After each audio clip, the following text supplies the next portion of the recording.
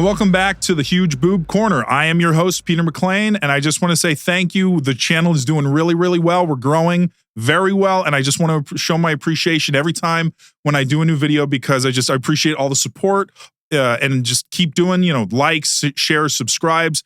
It helps, and, thank you. I love you all. So today I have a wonderfully sexy guest who I'm very excited to have here. She is a performer. She is now getting into some fitness bodybuilding, which we will talk about.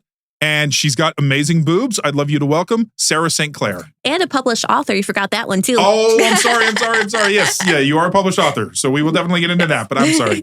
How you doing? Hi. Thank you for having me. Oh, I'm very happy to hear that you're here. Sorry. But yeah, no, you were telling me though that this is the first in-person show that you've ever done. I usually do Zoom's call-ins because I live in Alabama, so. Okay. Yeah. So it's a little difficult to do that. Well, I hope that your first experience in person goes really well. So far, so good. I'm glad to hear it. So let's get started with you mainly do OnlyFans. Yes. I was doing like mainstream shooting for a while, in my late 20s. And then, I don't know. Oh, OnlyFans kind of became like a big thing, became like a lot more popular. And now it's just my own stuff and I like it better that way. Okay. So you started in adult work, in your 20s? Yes. I started in 2016. Okay. And what got you into that originally? So I've always been around the adult industry. I started out dancing and then nude modeling, fetish modeling and everything. So finally I'm like, if I'm already like doing fetish videos, what's the difference between having a forced O and just having sex? Yeah. So I made the jump and I did it. Nice. And what was the experience like when you first started doing it? So I got it, like I said, I got it in 2016 when the market, pre-COVID and everything, so much different. I was shooting all the time and I would just give my agent dates and fully booked. Yeah. So it was so much fun, but industry's changed. Like OnlyFans has made it like so commonplace now. Yeah. It's different. Yeah. So it's not what it used to be, but I'm happy I got it when I did. Well, I was going to say, it sounds like you've adapted though. In terms of, so do you focus mainly just doing your OnlyFans? Doing my own productions. Okay. That way, like, you want to see it, you have to see it. Yeah. Well, and you get to do what you want to do. And you get basically, hopefully most of the profit from it. Definitely. Yeah. As opposed, and you can keep making money off of that as opposed to. Yes, passive income. Yeah. Instead of just getting paid to do a scene and then that's it. Exactly. Studios give you one fee and then you're done. Yeah. So was there a time in between when you started shooting in 2016 and doing OnlyFans where you like took a break, or was it just kind of, you were shooting and then COVID happened and then you made the switch? No. So, I joked that the reason that I've been in so long is because like I'll take a break for like a year or so. Okay. I go on my sabbaticals where I get married and go all vanilla. Well, I don't really go vanilla. Yeah. I'm still being a hoe online, but yeah. Okay. So yeah, I don't shoot as much when I do that. So okay. I've been in and out for about 8 years. Okay. And what has your experience been overall? Like, do you enjoy it? Is it something that you find a lot of fulfillment with, or is it just, you like the money and what is it that? So I'm an exhibitionist. Okay. And I love like doing anything in front of the camera. Like I was joking earlier, I'm like, it's so hard not to look over at the camera and look at myself. Yeah. Because like I like seeing myself on camera and it's just exciting. Okay. So do you like to watch your own content? I do. Like tell me you're a narcissist. I was actually thinking about this the other day. Is there a word for people, like, I don't want to say narcissist because that's too generalized of a word, but I feel like there should be a phrase or a word about somebody who gets sexually aroused by watching their own content. Like I get turned on watching myself have sex. I'm like, that felt so good. Do you think that comes from like the memory of doing it that might also kind of play into it? Because like, for instance, when I've had really good sex with somebody, I can remember that sex and remember how good it was. And that like gets me, kind of, excited thinking about that. Yeah, something like that for sure. Instead of just, there's me on screen and that. Also, I mean, obviously, I've had a lot of work done. Like, I'm really into the whole like bimbo type. So I like big boobs and blonde hair. Nice. So it's like if I'm going to try to watch and get up something, I like how I look. So yeah. Well, I'm curious. Is your look very different from like how you look naturally, or is it okay? Oh yes. So, all right. Well, and we can recognize. I was going to say, we can talk about that a little later. But so was it your exhibitionism that led you to starting to do like adult content initially? Like you just liked being watched and then you... Yeah. So, I mean, I got in, like I started dancing when I was just out of high school, 18-ish. Okay. So obviously I got in young to pay my bills and everything, but it never bothered me. Like everyone's like, well, like I'll do interviews like this. And one of the questions is usually, what was it like the first time you ever danced or you ever had sex on camera? I'm like, I don't know. Yeah. I didn't really feel anything. You just did it. It was fun. I had fun. I had an adrenaline rush. So nice. Maybe that was a sign of we're going to go somewhere with this. Yeah. Well, there was no nervousness. Okay. Well, that's good. Yeah. I mean, because there are some people that will start it and they're just kind of like, they love sex, but they've never done it on camera. So there's nerves involved, but it seems like... I feel like the camera makes it better for me. Really? Yeah. Oh, interesting. So, but like, was exhibitionism something that you recognized about yourself early on? I see it now, but no, at the time I didn't really realize it. You didn't know that's what it was? Mm-hmm. Interesting. Yeah.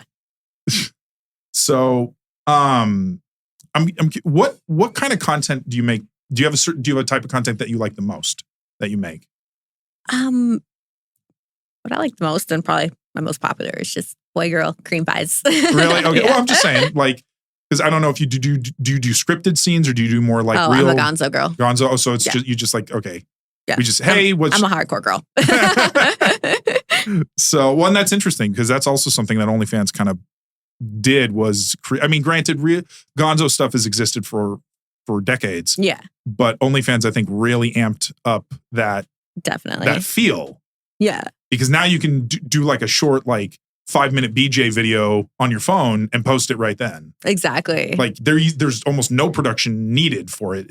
And some people really love that kind of spontaneity. Yes. Yeah, I know. Then that's a lot of what I shoot. It's just like raw in the moment, like fun stuff.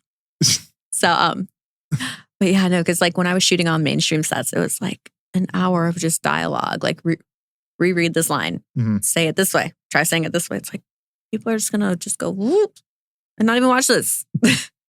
Sometimes the story can get you in. Wicked does really good movies. Sometimes, like agreed. Rarely. I'll be honest, rarely. But there are times where I'll actually get into the story, and you're just like, oh, okay, I kind of want to see where this goes, plot wise. But no, I mean, on my own time, I've never really watched feature films. But when I see it at AVN when they're doing like the little like, this is nominated for, and it shows you a little trailer, it's like, oh, I would probably watch that. Yeah, right. What happens to the maid? Yeah. Well, and it's interesting because the porn feature has really, I mean, they're still made, but they're so high quality. Like, I don't think I would want to be booked for it. Really? Like, God, having to memorize all those lines and like give like the real like. You actually have to think of an act, like a character that you're doing. So I joke I do porn because I can't act. Oh. And it's like, you guys want me to act and do porn? No, I didn't sign up for this. Nice.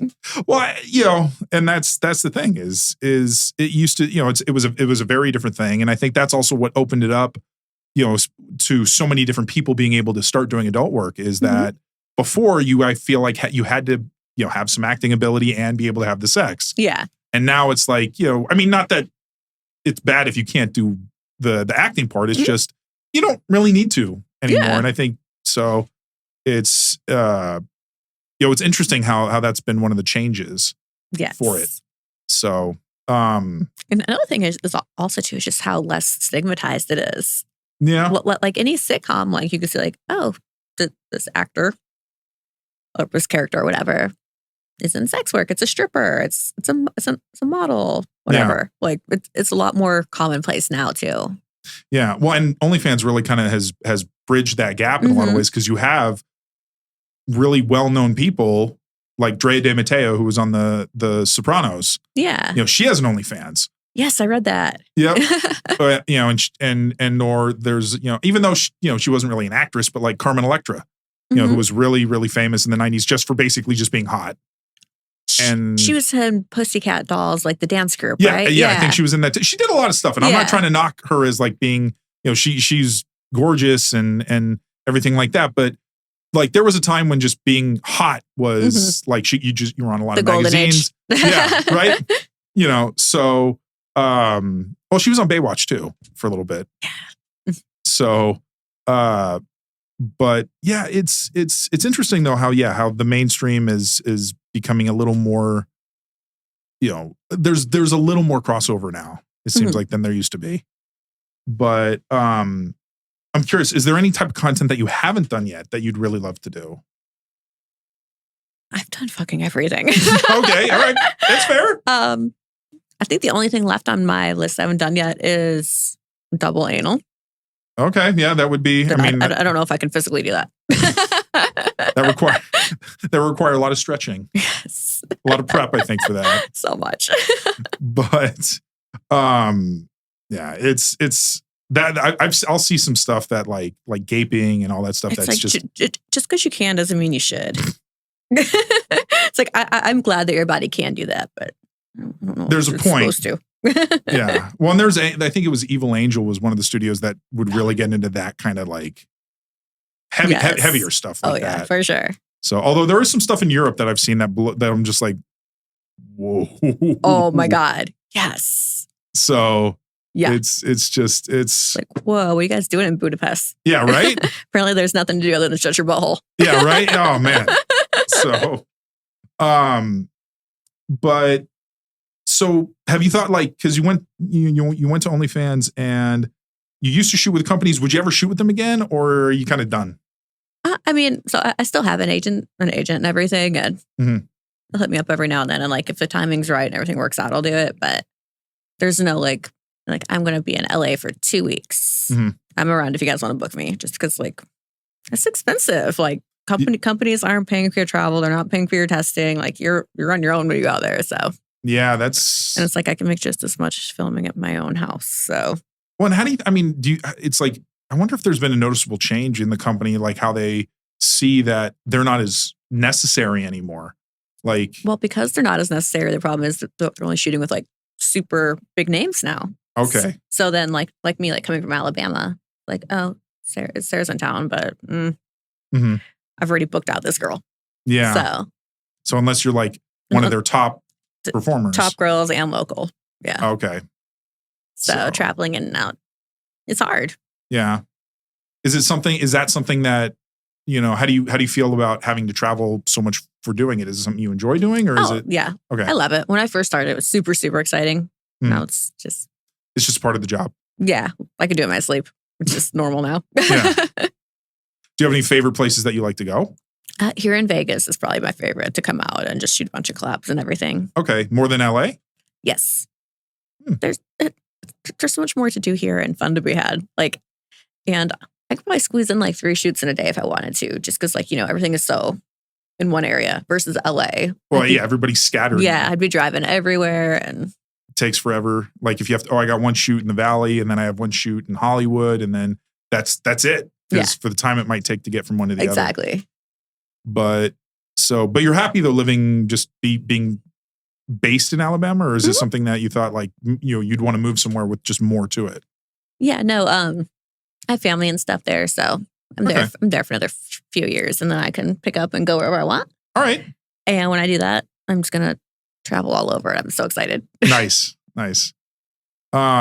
Yeah, so it seems like adult work has matched your, who you are pretty well. Oh yeah, like I couldn't imagine going into an office knowing what I'm going to do every day on repeat. That sounds like my personal hell. Yeah. So.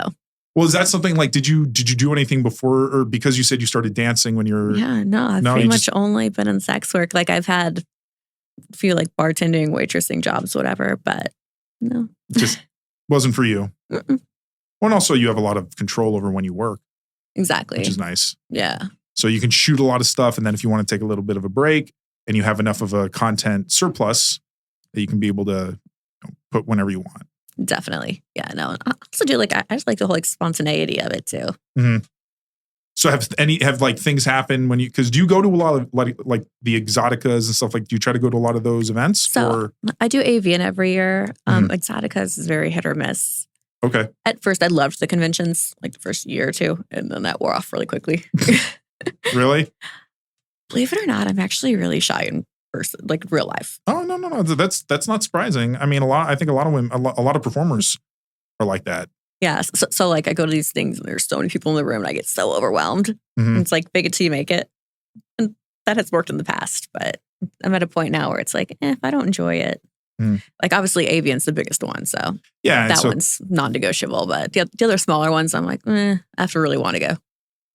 Does it help if you had like a friend there with you, like somebody that you're like, you were talking about Lindsay Ryder, who I'm going to be having on the show here pretty soon.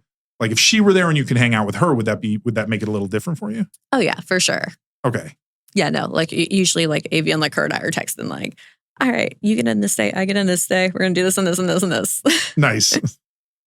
So, and that's interesting. I mean, are people surprised when they find out like that you might be more shy in real life?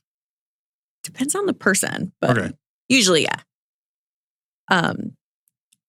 People in sales actually understand it more than anybody because I'm shy. Like I'm usually shy. And there's like, oh yeah, because your work face. I'm like, yeah, exactly. It's a work face. Yeah, it's a performance in a way.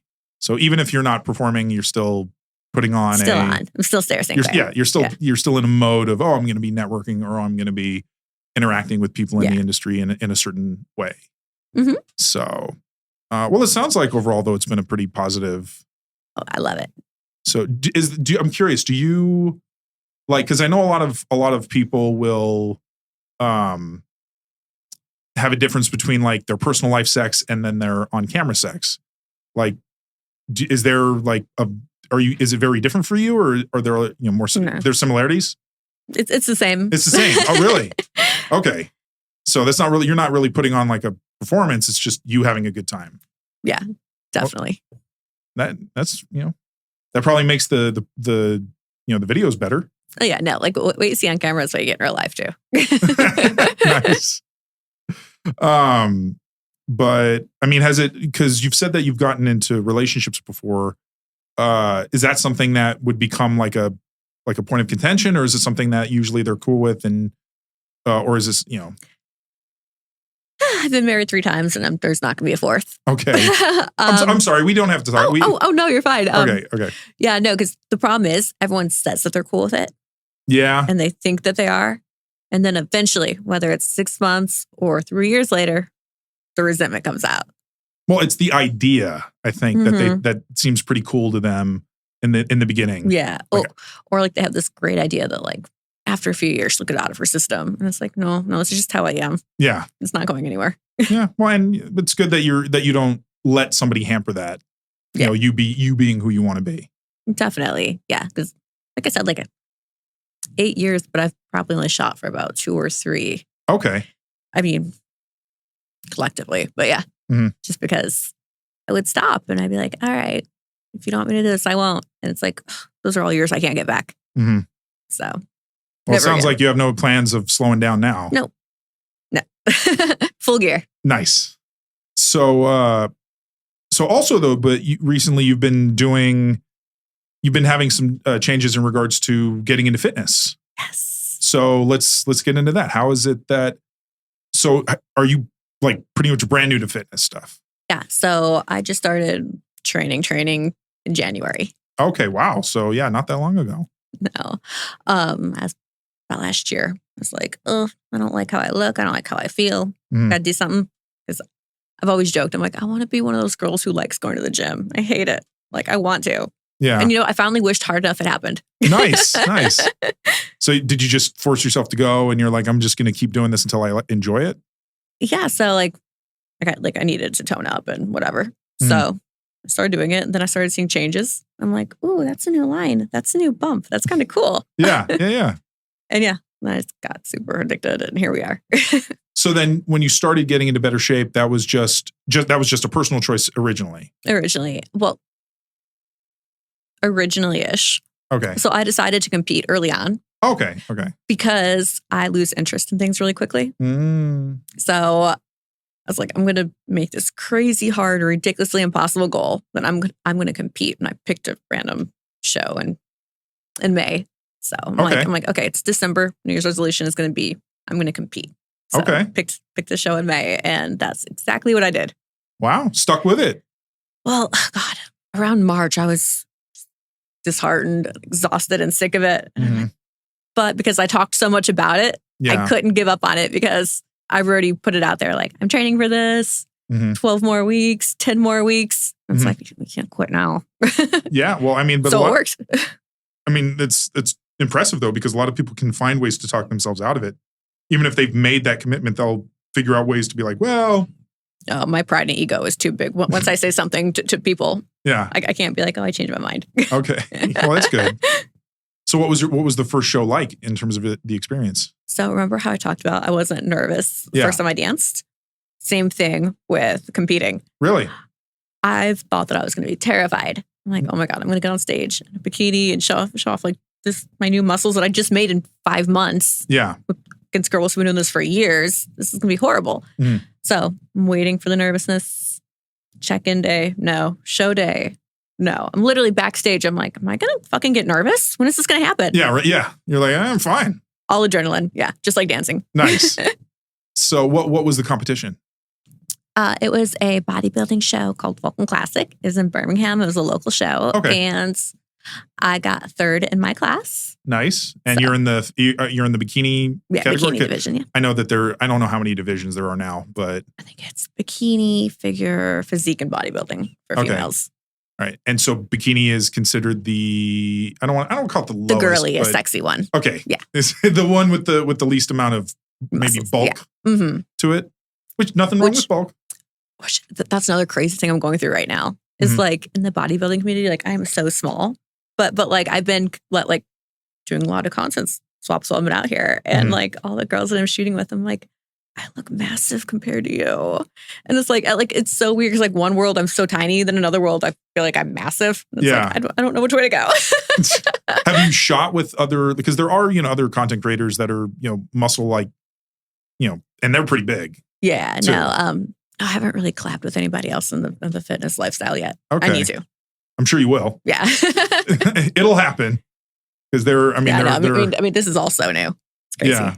I mean, are you looking to, have a specific body, type that you want in terms of like you want to have a certain amount of definition or size in terms of the muscles, things like that? I mean, yes and no. Like I know how I want to look, but as far as like certain goals, no, I just want to be really tight and toned. Yeah. Yeah. So I want to get my pro card before 40. Oh, really? Uh-huh. That's the IBF or IFBB? Yeah. Yeah. I assume that sounds International Federation for Bodybuilders or whatever. Yeah, I think so. Something like that. Yeah. I just pulled that out. Well, that sounds right. Yeah, right. Sometimes we have the Mr. Olympia competition here. Yes. I want to go to one that looks so cool. Yeah. And I mean, that's probably the worst I'll feel about myself.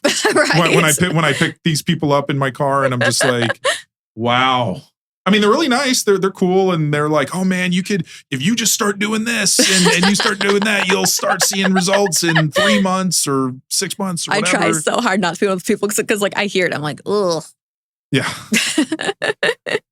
I mean, I get they're trying to be motivating and they're trying to be helpful and everything like that. But most normal people are not in that mindset. You have to really be in that mindset to love it. Well, that's what I'm saying. Yeah. Like I've done the gym. There have been years where I went to the gym and I just couldn't. Like I did well enough with it, and I just did it mainly because I just wanted to get exercise. For sure. I didn't have a look that I was going for. I mean, it was like a totally normal person should. Yeah, right. But unfortunately, my eating habits tend to work out against what I do in the gym, and I know that obviously that's a massive part. At least you're doing something though. I try. Like, any kind of movement's good. Yeah, which need to get back into that a little more because it's been a little bit of time, and as I'm inching towards 40, I need to be a little more active. Have you thought about going maybe to the Arnold Classic too? Because that's another big one. Yeah, so I'm actually originally from Ohio. Okay. So. And is that where that's centered?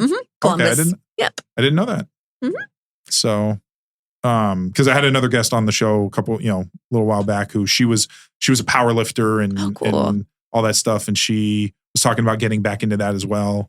But her boobs were enormous, so it's interesting to see how that would be effective. Oh yeah, I bet. To the point where it's like, because your boobs don't look like they would impede your movement to be able to do exercises. Exercises, no. Golfing, that was the hard one. Really? Because I learned how to play when I was little before the implants came in, so like I had my swing down and everything. And then I got them done the first time. It was kind of hard. Then I got them done the second time, and it's like, where's like my routine? I lost it. So do you still golf? Yeah, I still do. Okay, interesting. I had no idea. Is that something that you just like, that you wanted to get into, or is that something your parents kind of got you into? Oh, they got me into it because women's golf is one of the most unused scholarships. Oh. Yeah, I played college golf for a year. Okay. That's how you got into college, was on a golfing scholarship? Mm-hmm. Nice. Yep. I wonder how that works in terms of do you have to hit a certain handicap for you to be qualified for it? Basically, they're gonna come out and look at you if they want to pay for your stuff. Okay. Yeah. All right. That's cool. But you do you try to play every so often? Or? Yeah, maybe once a month now, just because it's so time consuming. I mean, I don't know how fast you can do a round. It's not let's meet for a drink, be gone for an hour. No, it's an all day event. Yeah. Yeah. And depending on where you are, it could take here, you want to go golfing here. You have to go in the morning. Oh God. Otherwise it gets too hot. For sure. So, which is, I don't know how, I'll still see people out in the course when it's 110. I'm like, what are you doing? Oh yeah. No, one of my friends is at a golf tournament right now in Georgia. Yeah. I'm like, are you insane? So do you have any competitions coming up that you're training for? Mm-hmm. Okay. I have a show September 21st and October 5th. Okay. So I'm 11 and 13 weeks out. All right. Nice.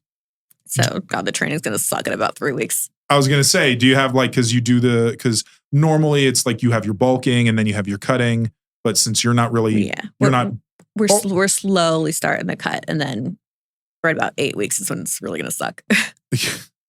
Yeah, because the last week you can't even drink water. It's so fun. How does that work? How do you survive? What do you do? Do you suck on ice, or how is it that you get any kind of hydration? What? You ration it.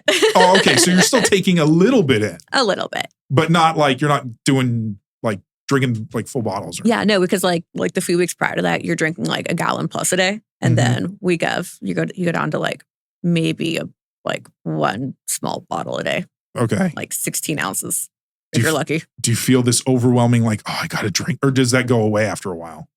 Honestly, it kind of goes away because, before all this, I wasn't really the best at staying hydrated and stuff. Okay. I would go all day and be I haven't had liquid. Okay. So luckily I had that horrible habit before. So okay. Well, for me, it's not the worst, but yeah. It's hard. I wonder if you're in Alabama, since there's more humidity there, more moisture, if you were here and it's super dry. That's a good point. I don't know if it's very dry here. Yeah. I don't know if that would make it harder because you're just oh, I need something. That's actually a good point. Yeah. Yeah. But, so where you're at now, then that's kind of where you're just nice. I had to fix it. Oh. There we go. But, where you're at now is pretty much kind of in terms of weight and everything, that's where you want to stay? Yeah. Okay. Yeah, no, I don't want to get too much bigger. All right. Nice. So you were telling me, which was really interesting, that, and you corrected me because I didn't mention this, but that you are a published author. I am. So you were telling me that the book that you wrote was called Romance. The first one was Romance Costs Extra. So what was that about? Yeah. So the book is about how I started getting into escorting and stuff, and my first couple of sugar daddies and how it all kind of just evolved. And I'm working on the second one. Haven't came up with a title yet. Okay. But that's me about getting into porn. Okay. So the first one was escorting. The next one will be about porn. Yeah. So the last chapter of my book is where I pack up and head out to LA to start my filming career. Oh, nice. So, okay. Yeah, second book is gonna be all about that. So then what was it was the first book, was it about did it have anecdotes and stuff and your experiences of how? Yeah. So starts out here's little Sarah, just vanilla life, and she gets her first sugar daddy, and then a second one, and then puts her stuff up online, and then gets clientele, and just the whole evolution of it. Okay. And there's her falling in love with the client and heartbreak, and so hence is the title. Is it a fiction? It's based on a true story. Okay, so it's not a straight autobiography. It's more no, because I didn't want to get anybody in trouble, so I had to change so much that I was well, all this is true, but it's so changed. So yeah, just be safe. It's based on a true story. Okay. Well, that's good. Yeah. What was the writing process like for you? So I was lucky enough to have a co-writer because I've been talking about doing this for so long, and I'm not very self-motivated about like sitting down on the computer Mhm. and typing stuff out. Like my brain wants to do it, but my body's like, maybe later. Yeah. Well, and you said that you get bored easily doing things. Yes. So having a co-writer was a lot of like, okay, we have to have this done by this date. Like I send her over my stuff. She sends me what she has. And then we collab it together. And Okay. yeah, so that was kind of the process. So having somebody to keep me on track Mhm. was the only reason I got done. Well, I was going to say, did you know her beforehand or was she like referred to you to help you out? Yeah. So she has a few books out herself. And I've actually like helped her edit some of it in the past. Okay.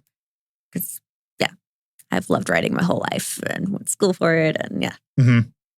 So she came to me and was like, hey, I have an idea. You have a great story. Why don't we do one together about yours? Nice. And at first I'm like, oh, I don't want to give my story to somebody else. Let somebody else put their name on my story. And then I'm like, Sarah, we've been talking about doing this for 10 years. Where's the book? Yeah. Take her help. So I'm glad I did. Okay. Nice. And so you wanted to so you had it in your head that you wanted to write a book From like childhood. Really? That was also catalyst to getting in the adult industry. It was like, I want to do all sorts of crazy things and have really cool stories. And I want to write a book about it. Because I mean, yeah, I could write a fiction book, but I wanted to have like the hands-on like experience of it too. So I assume, did you love to read when you were younger then? Oh yeah. Do you still love to read? Mm-hmm. Okay. Yes. So what kind of books kind of inflamed your imagination that made you like, this is the kind of book I'd want to write, or, if you know. That's a really good question that I'll need to ponder in the future. All right. That's fine. Good job. You threw me off guard on that one. Well, just because there are books I wish I could write. I wish I had that ability and that discipline. But now that I'm in the industry, I love reading other working girls, like autobiographies and like their experiences. Like I like books that I could relate to. But my favorite book series growing up was Harry Potter, and just how like sensational and like in your face it was. And I guess a little bit of my writing style is the same way of just like shocking in your face, like paints a picture. Yeah. Some nice world building in there. But yeah, it's interesting because was it hard to find a voice to write in? Because I know some people have a hard time with that. So hard. Because you're not trying to be you, but you're trying to make a character. Okay. Yeah. So like everything that I know about writing, like from a technical sense, I kind of just started writing and I'm like, this doesn't even sound like me. It doesn't sound like anybody. This sounds boring. Then it was too much of my voice. So it was a lot of going back and forth and trying to figure out what's right. Yeah. Well, and obviously having a co-writer probably helps with much. Yeah. With having somebody to bounce the ideas off of, and someone to be like, well, I give you some feedback and some potential criticism to be able to help. It was a lot of us coming together and being like, well, I would say it this way. I would say it this way. And okay. It's cool. So is the character in your new book the same character from the first? Okay. Yeah. So you're creating a series. Have you tried to map out, like, are there other, like, more books in the series down the line?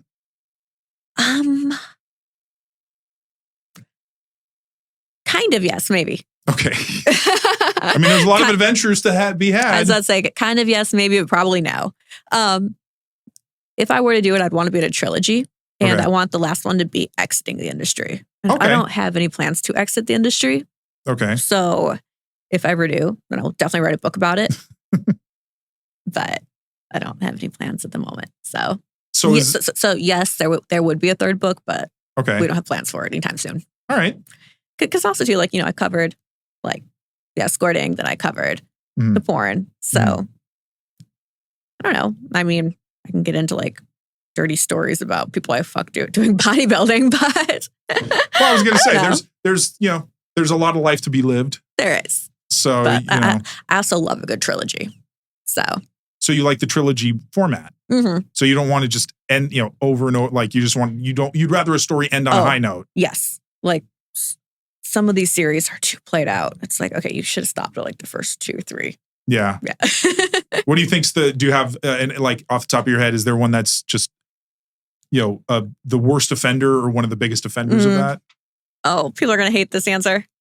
Star Wars. There's too fucking many of them.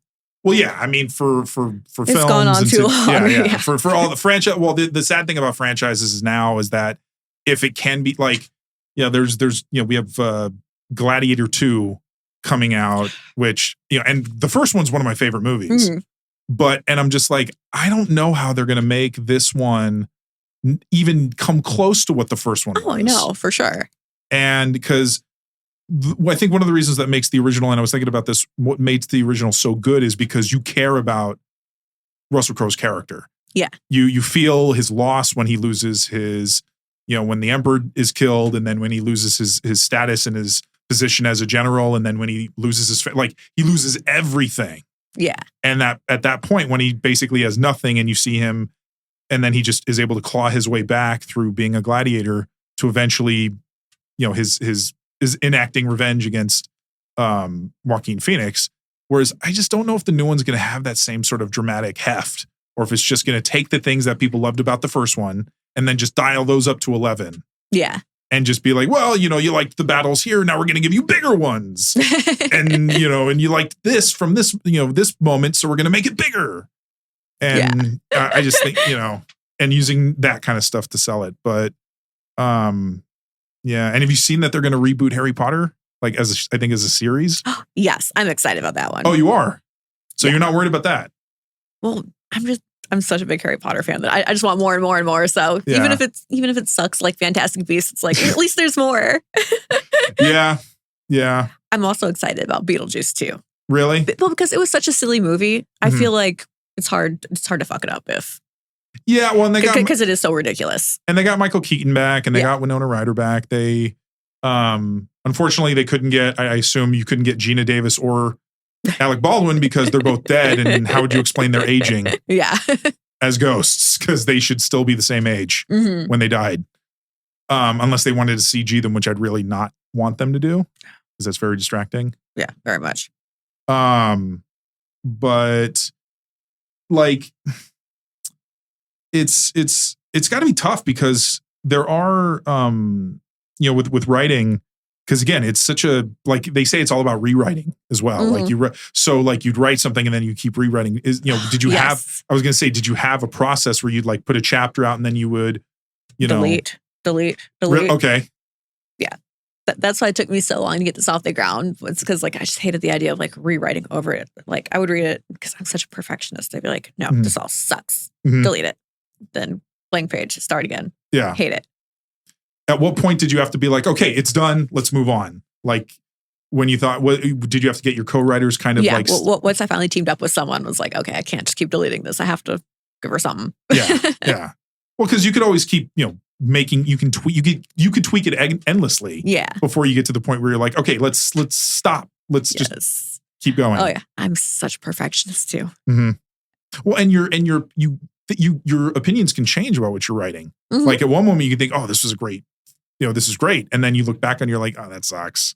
Honestly too. Totally depends on my mood. Like when I write something, like if I'm in like a super happy mood, like let me be so light and so happy. And then if I'm in like mood, it's like, ooh, that was sassy. It's like, yeah. So it's like when I go back and read it, if I'm in a different mood, it's like, oh, this isn't matching. Hate. Nice. What was it like to try to get it published? Was it something that like? So we self-published through Amazon. So that helped significantly. Yes. So it's only available in an ebook. And also paper copies. Oh, okay. And is it one of those things where, because I don't know how it works, where they're manufactured as they're ordered? Yeah. Okay. Well, that's cool. Yeah. Yeah. You can Amazon and get it in about 2 days. Nice. And would you want me to link Yeah, please do. So I will link it in the description for, romance costs extra. But yeah, because you were saying that you were a journalism major in college. What was that like in terms? Did you have an idea that you wanted to go into journalism, or it was just it was a good okay? Yes. So I did. All right. I did journalism and then I did art history for about half my master's before I quit and got into sex work. But I wanted to ideally write about like the arts and what's going on in the art world, and then also teach about it as well. Okay. So that was my game plan. I wanted to be a teacher and a writer. Interesting but you still got the writer thing down. True. So, and I think you can teach some people some things. And on my flight here, I just passed my personal training final exam, so I can teach people how to exercise. Nice. So I could say that I checked off both. Nice. Yeah, true. So, but that's, I mean, gym teacher and porn writer. Yeah, right. Interesting career day right there. Right.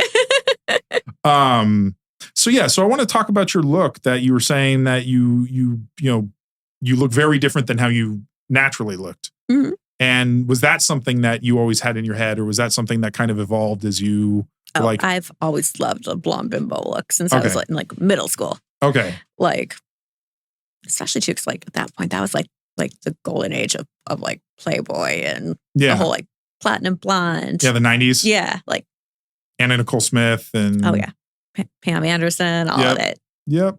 Grew up on Girls Next Door, so that's why I look like I do now. Yeah. And so it's the aesthetic that you just really enjoyed. Yeah, and I've always loved it. Okay.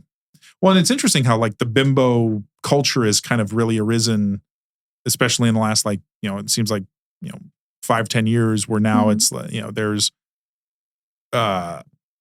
seems a lot more of a subculture that's more prominent than it used to be. Oh, definitely. So, well, that's cool. Yeah, I think it's fun. Do you get a lot of people kind of assuming when they look at you that, you might not be that intelligent, or that you might be, or, maybe, at least not to my face. Okay. I mean, not that, I'm just saying, like, because that's one of the things that I think bimboification tends to do now is to, and it does that like artificially, like it makes people think that you're not smart, but you actually are. I mean, I love it. Please don't give me enough credit. Please make things easier for me. Assume that I'm dumb and help me out here. That'd be great. That's funny. So then let's talk about some boobs. Yes. Would you like to talk about boobs? I love boobs. I do too. So, I did a shoot yesterday, and for the first time in my life, I felt like I had small boobs. Really? Yeah. Why? Did you shoot with somebody with just... Yeah, no, I shot with this girl. She was about my size, and she had 1,000 cc's. Okay. Yeah. I'm like, I've never felt like my boobs are little until now. Well, yeah, and they can get pretty enormous. I don't know if you've seen some of the women I tend to post, or I've had interviews with, but they get pretty large. I mean, are you at a size now that you're good with? For my personal tastes, I would like to go bigger. Okay. But given my lifestyle and everything about it, I think that I'm good for now, because they're big enough that I could show them off like I'm doing right now. Yeah. Or I can put a high top on and kind of downplay it if I need to. Okay. So because like once you hit 1,000, there's no toning it down. Yeah, it's a little difficult. You'd have to wear really, really big like sweaters and stuff to the point where it looks like you're wearing a cape. Yeah. So I would love that, but well, maybe down the road. Down the road. So what are they at right now, size wise? I have 625s in. Okay. And however, before I had nothing. I was skin and nipples before. Okay. So everyone's like, they're only 600s. I'm like, well, yeah, if there's nothing there. Yeah. So how many boob jobs have you had? 2. 2? Okay. Yeah. I did the first one when I was 21. That was my nothing to implant. So it was only like big C's at the time, because they can only do so much. True. Yeah. And your skin needs time to adapt. Yeah. So then I upgraded to 625s, and I would love to go bigger. They're at 7 years old now. So okay. Maybe at 10, I'll swap them out. All right. See. Nice little anniversary gift for your boobs. Yes. Do you have a favorite thing about having huge boobs that you love? It gets me a lot of attention. As an exhibitionist, that makes sense. Whatever drives more traffic, more eyes. Oh, it's so funny. Like I have days where like I'll put a t-shirt on. I'm like, no. Well, and the nice thing about also, I imagine, coming here is that you can wear things a little more revealing, and it's not as, it's... Oh, yeah. No, like even this outfit, I put it on. I was like, it's kind of a lot for like noon on a Saturday. I'm like, well, it's Vegas. Who cares? Yeah, right. And I was thinking to myself when you pulled up, I was like, man, that cab driver's probably sad to see her go. Yes. Like, don't go. Let's drive more. But, so the attention, anything else that you love about them? I mean, I feel more symmetrical. Okay. I've always had like good legs and stuff. So the bottom curves match the top curves. That's not, yeah. The having that, makes, because I'm sure when you don't have that symmetry, you just feel off. Yeah. So, however, going back to the fitness stuff, my butt has shrank, and it is so weird taking butt pictures. I'm like, wait, shake more. Where'd you go? You don't have that oomph to anymore. Maybe do a lot of squats and deadlifts. Oh, I do so much. And it doesn't. Oh, okay, interesting. No, I mean like the butt itself is good, but like there's just no more fat there anymore. Yeah. So it's like so like when I'm like trying to shake my butt, like all the jigglies is gone. The bubble's gone. Yeah. It's you're just left with a bunch of muscle. Yeah. It's okay though. It's a good trade-off. Yeah. True. God, it's like, because I don't know. It's because it seems like huge boobs and fitness really go together a lot. Yes. I think a lot of times because, for instance, with women that are that also have more muscle, like when their pecs are starting to get big, it's like I think they might lose any kind of natural boob that they have. And so they get implants to. Oh, yeah. No, when I'm like 2-3 weeks out and I'm like really, really cutting, like I can see like all like my chest muscles and stuff. And I'm like, oh. It only lasts for a couple weeks. Oh, so that's we're back good. to normal. But yeah. Once you get down to like 6-7% body fat, it's just all muscle up here. It's like, oh no, I want a little bit of fat back. Do you think boobs have any sort of like effect on how you're judged in the competition? Like if you had really huge boobs. According to the guidelines, it's supposed to be no. Okay, but you don't think so? No, because like there's also too, a lot of it is like the whole proportionality of it, and like when your boobs are massive, you can't really proportion it. Okay. So I feel like there's definitely points taken away some way or form. Huh. But yeah, no, technically they're not supposed to judge on the boobs. Yeah. It's a good thing I'm not one, because I would judge only on the boobs, probably. Please, I would win. Yeah, exactly. Yeah. Biggest boobs, winner. I don't even have to see anything else. There's Sarah's pro card. Yep, right. Is that how you get your card, is if you win a competition? Yeah, there's different levels. Oh, okay. So like you win like a regional show, then you go to a national, then you win national, and then you get your pro card, and then you can compete at pro shows. Oh, wow. Mm-hmm. Well, that's cool. I didn't know that. Yeah. Nice little, I guess that's a way to, So my whole goal is I want to go pro before 40. All right. I got 8 years. I think I could do it. Nice. Well, I hope, you got plenty of time, and I'm sure that now that you're into it, it's the road to it should, because you seem pretty, laser focused on it. I'm crazy. I find a goal and I just throw myself at it. Mm-hmm. So what kind of implants do you have? Are they saline, silicone? Silicone. So, okay. Interesting. No, because I'm so little. I guess my skin is so thin, like with the saline, you could see like the water ripples. Oh, okay. Yeah, I wasn't a good candidate. All right. And is that something? I wanted them, but they said no. The doctor, okay. So the doctor advised against it? Yeah.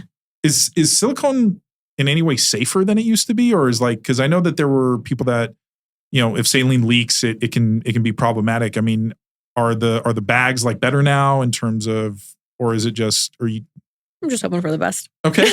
Yeah. And obviously I'm just curious, because it seems like, I have no idea. Okay.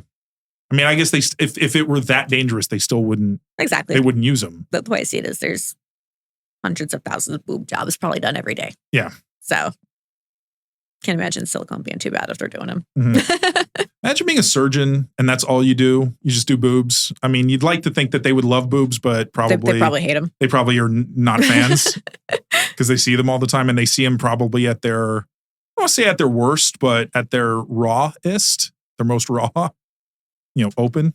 No, so there's actually a rumor that the guy who did my boobs, he's married, like super hot, but apparently he hooks up with boys at gas stations just because it's all a rumor. Don't know for sure. Wow. But because, and my friend told me about it. We were laughing. It's like, well, if you see enough boobs, you probably need to get something different. Okay. We're talking about like legal age. Yeah. Okay. You said boys. I was just making sure that it wasn't like. Like little college kids. Okay. Yeah. All right. Yeah. Young men. Yes. College boys. Okay. Sorry. That's all right. But yeah, so we were laughing. It's like, well, if you touch boobs every single day, you're probably gonna want something different. Yeah. Yeah. I can't imagine somebody getting tired of touching boobs all the time. But then again, I don't operate on them. But so what was it like when you first got them? Like, was it a very kind of Like when you woke up or when you were just like, hey, was it just, what was your initial reaction when you got your first pair? I really woke up. I'm like, oh, cool. Boobs. Okay. I did not love them at first. Okay. Really? Why not? Because I just assumed that like the big boobs I saw was like what I was going to get the next day. I wasn't prepared for them to like be uptight. And then I was like, I don't like them. I hate them. They're so small. And then they eventually dropped and fluffed out and everything was fine. But like the first month I hated them. I was like, it's like awful. What did I do? Yeah.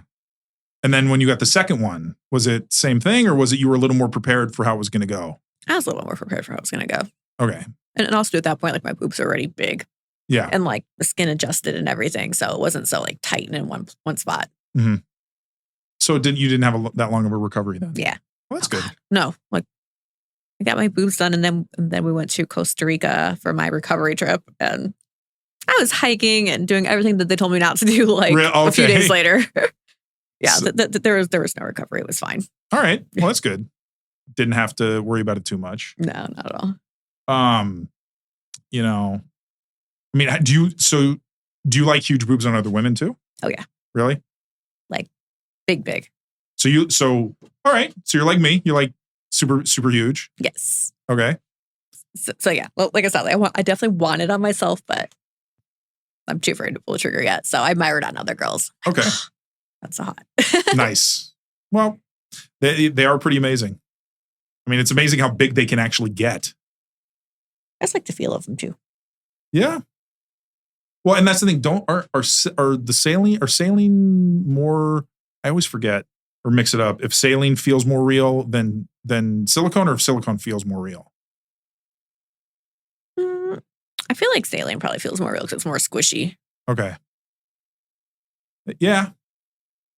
I don't know. It'd be interesting to do like a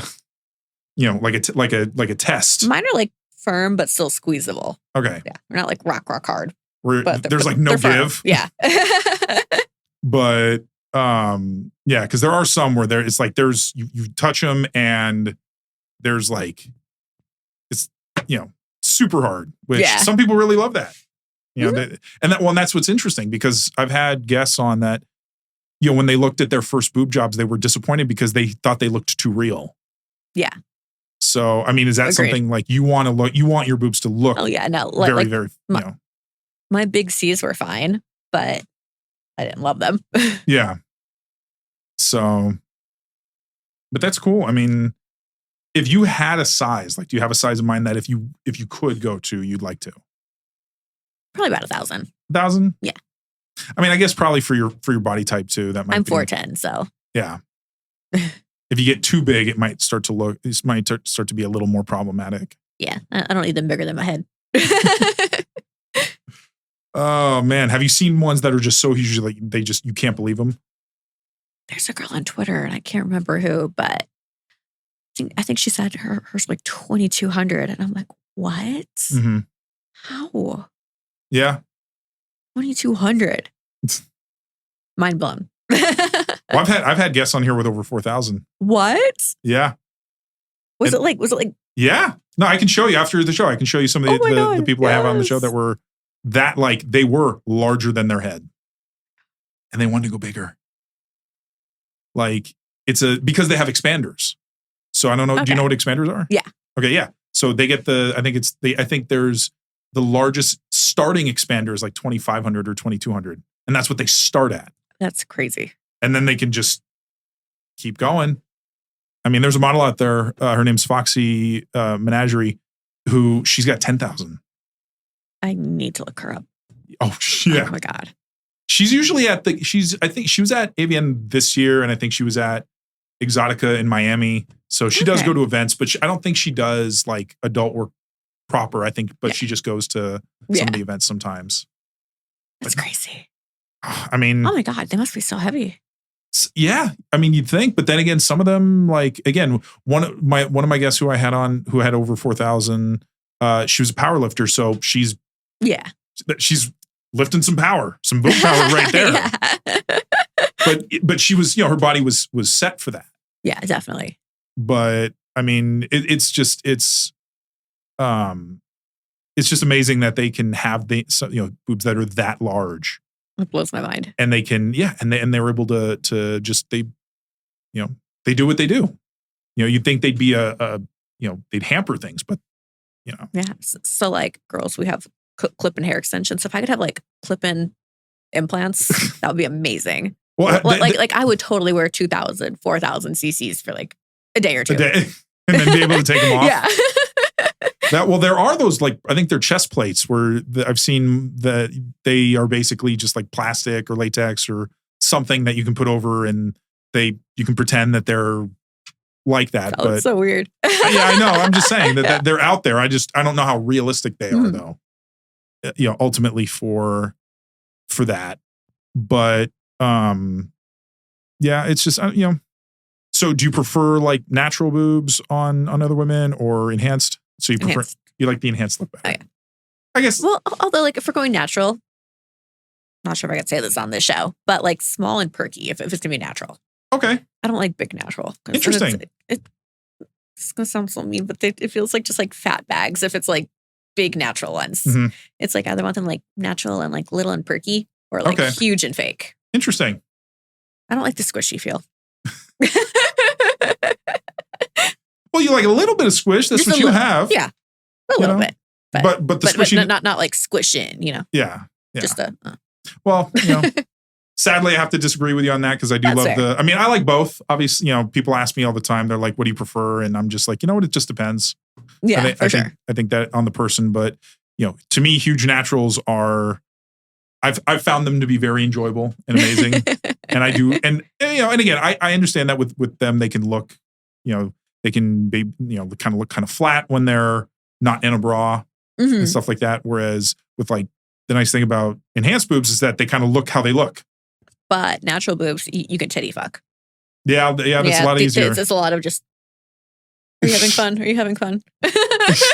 So do you find that's a little more difficult than? Very much. Because it's so awkward when you're on your back and you're just like pushing them together. There's no not awkward way to do that. Yeah. Well, because unfortunately, if the boobs are separated enough. Yeah. When they're enhanced. So whereas natural ones are a lot, the cleavage you get is that, that one line, that beautiful cleavage line. Yes. Is that something that when you started because when you got into sex work, did you have like fantasies you wanted to try out that you hadn't at the time and that sex work allowed you to do? Yes. Okay. Yeah. Like boy, girl was something that I've only done. You've never done? Okay. Yeah. So and honestly, just, I don't know, hook up with like hot girls that I wouldn't have like the self-esteem to like pick up in real life. Yeah. So there's that. But no, I mean, I'm pretty adventurous even outside of like sex work. So it's not like I had like a really, really long list of like, oh, I want to try this, I want to try that. Yeah. But it's definitely opened the doors. Okay. I was going to do your boobs act as like a good beacon for other women with huge fake boobs when you meet them? Kind of, yeah. Kind of? Okay. It's like a little fake boob sorority. Like, oh, look yep. Hey. You look good. You look good too. And you start to compare notes like, oh, how big are they? Or, how many cc's and, what kind? Yeah, no, I was actually out gambling last night and a girl was at the table and she goes, I know this doesn't make me a good feminist, but you have great boobs. I'm like, no, thank you. Isn't that so funny? Like, why can't feminists like boobs? Right. Like, what's the point? Or it's just, I don't know. I guess it's just how politically correct everyone has to be. It's like, oh, I can't say this, but it's like, no, please tell me. Like, I spend a lot of money on this. Please tell me that they're pretty. Like huge boobs. I mean, you'd think that, that's one thing that who wouldn't love huge boobs? It's like feeling wrong to like huge boobs. Right? For sure. Seems really silly. It's a very silly problem to have. But, I guess there are worse things. I mean, do you get like mostly good feedback on them in terms of, or will you have like people maybe more afraid to comment because they don't want to potentially offend you or? I think a lot of that. Okay. Because like, people are like, you must get hit on and approached all the time. It's like, no, not really. I get looked at a lot, but I don't really have people talk to me ever. Yeah. Well, I mean, I guess, I don't know if you go to clubs or you go to bars and stuff like that, or places where people might be more naturally social, but. I do. And then I'm reminded why I don't go. That makes sense. I get roped into conversations that I have no interest in having, but I'm too nice to be like, please leave me alone. Yeah. Again, just happened last night. It's like, I'm in the middle of a conversation that is so dumb and I'm wasting my time, but I don't know how to get out of this conversation. So here we are. It's unfortunate. This is why I don't go around people. Yeah. Well, and is it the same like if you were at a convention where it's like people will start talking to you at the convention, you're just like, not really sure how to, or do you feel a little more comfortable there? A little more comfortable there because like it's expected that like, okay, like I'm gonna have to talk to people and make conversation. Like I'm mentally ready for it versus like, I go out and just grab a quick drink. Usually just want to chill out, probably go through my emails, take care of things. Yeah. Not really stuck in a conversation. Yeah. Well, and it's probably a little different too, being like going out in Alabama versus going out in Vegas. Yeah. Maybe a little bit. I don't know. Maybe it's similar. No. It's not. Okay. Like I'm not a go out like party. It's usually like, okay, I'll pop in for a quick drink, whatever. Just relax, chill for a minute. Like I'm not a party girl anymore. That was 22-year-old Sarah. I'm 32-year-old Sarah now. Yeah. It's funny how that you just kind of age out. Like you don't even really think about it. So anyway, Sarah, unfortunately we got to wrap it up. Awesome. But I hope you had a good time. Thank you so much for having me. I had a blast. I loved having you on. You were fantastic. Thanks. And to all of you out there in Huge Boob Land, we will see you next time. Bye. Bye.